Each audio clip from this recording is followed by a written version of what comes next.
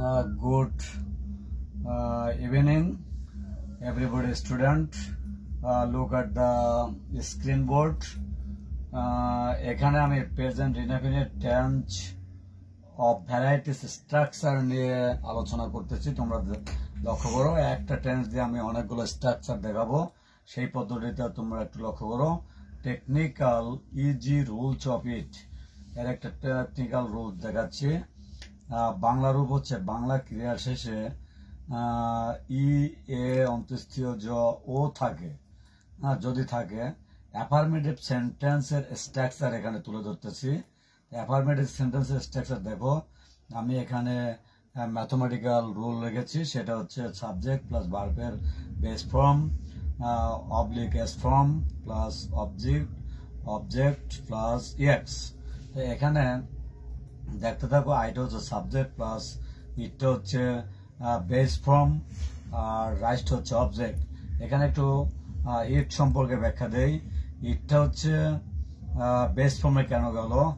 আমরা জানি present indefinite টেন্সে কর্তা যদি থার্ড পারসন সিঙ্গুলার নাম্বার হয় তাহলে মূল ভার্বের সাথে এস বাই এস যোগ হয়, কিন্তু এখানে কর্তা হচ্ছে I, third person singular number না, এই কারণের জন্য কিন্তু ইট হয়েছে এবং বেস ফর্মের সাথে চলে গেছে। এখানে অ্যাজ এ রেজাল্ট কি দাঁড়ায়? আই ইট রাইস, আমি ভাত খাই। তাহলে এটা হচ্ছে অ্যাফার্মেটিভ সেন্টেন্সের স্ট্রাকচার তোমরা এই স্লাইডে দেখতে পেলে। পরবর্তী স্লাইডটা আমি দেখতে থাকো। দেখো পরবর্তী স্লাইডে কি আসে। এস আদার স্ট্রাকচার, এখানে নেগেটিভ সেন্টেন্সের স্ট্রাকচার নিয়ে আসছি। নেগেটিভ সেন্টেন্সের স্ট্রাকচার হচ্ছে subject plus don't oblique does not plus main verb plus object oblique x.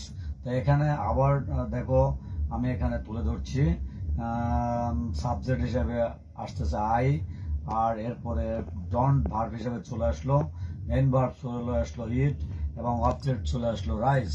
তো এখানে আমরা যদি অ্যাজ এ রেজাল্ট আসে আই ডোন্ট ইট রাইস, আমি ভাত খাই না, এটা হচ্ছে একটা নেগেটিভ সেন্টেন্স হলো, এটি একটি নেগেটিভ সেন্টেন্স হলো। তাহলে আমরা একটা স্ট্রাকচার দিয়ে কিন্তু, একটা প্রেজেন্ট ইনডেফিনিট টেন্সের স্ট্রাকচার দিয়ে কিন্তু আমি তোমাদেরকে বোঝানোর চেষ্টা করতেছি।